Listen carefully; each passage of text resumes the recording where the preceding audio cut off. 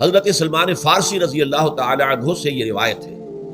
حضرت سلمان آپ کو معلوم ہے کہ ایران میں پیدا ہوئے اور ان کے والد جو ہیں وہ آتش کدے کے بڑے ذمہ دار آدمی تھے، لیکن ان کو نفرت پیدا ہوئی کہ یہ آگ ہم خود جلاتے ہیں، ایندھن اس میں نہ ڈالیں تو بجھ جاتی ہے، ہم کیسے اس کے سامنے ہاتھ جوڑ کر کھڑے ہو جائیں، اس سے دعائیں مانگیں.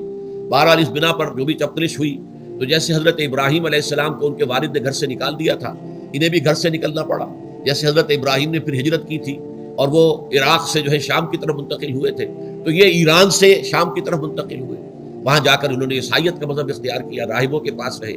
آخری راہب جس کے پاس تھے زیر تربیت و تعلیم تھے، تو جب اس کے انتقال کا وقت آیا تو انہوں نے کہا کہ مجھے تو ابھی تشفی نہیں ہوئی پورے طور سے، آپ نے بہت کچھ سکھایا ہے، بہت کچھ سمجھایا ہے اور میں نے آپ سے بہت کچھ فیض حاصل کیا ہے، لیکن ابھی تو مجھے تشفی نہیں ہوئی.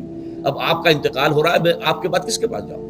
تب انہوں نے کہا کہ میرا علم مجھے بتاتا ہے کہ نبی آخر الزمان کا ظہور اب قریب ہے اور وہ جنوب میں کھجوروں کی سرزمین میں ہوگا، تو تم جاؤ، ٹرائی یور لک، جاؤ دیکھو شاید قسمت تمہیں ان کے قدموں میں پہنچا دے.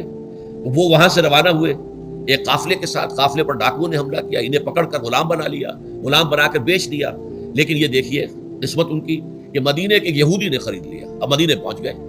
اب وہاں خبریں انہیں مل رہی ہیں کہ مکے میں کسی صاحب نے دعویٰ کیا ہے نبوت کا، لیکن ان کے پاؤں میں تو غلامی کی بیڑیاں، یہ مکے تو نہیں جا سکتے. تو میں کہا کرتا ہوں کہ یہ اس شخص کی قسمت ہے کہ جیسے ہم کہتے ہیں کہ پیاسا کنویں کے پاس جایا کرتا ہے، کنواں تو پیاسے کے پاس نہیں آتا، لیکن یہاں کیا ہوا، کنواں چل کر پیاسے کے پاس پہنچا ہے. محمد رسول اللہ صلی اللہ علیہ وسلم ہجرت فرما کر مدینے تشریف لے آئے. تب انہوں نے اپنے آقا سے ایک روز کچھ تھوڑی سی کھجوریں مانگی، لیں اور اجازت طلب کی اور جا کر حضور کی خدمت میں پیش کی، کیونکہ اس نے یہ بتایا تھا راہب نے کہ وہ ہدیہ تو قبول کر لیں گے، صدقات قبول نہیں کریں گے، صدقہ قبول نہیں کریں گے. تو اسی امتحان کے لیے جا کر حضور کی خدمت میں وہ کھجوریں پیش کی. حضور نے پوچھا کیا ہے، عرض کیا صدقہ. فرمایا نہیں، میں صدقہ قبول نہیں کرتا، یہ غربا کا حق ہے، دے دو، تقسیم کرو.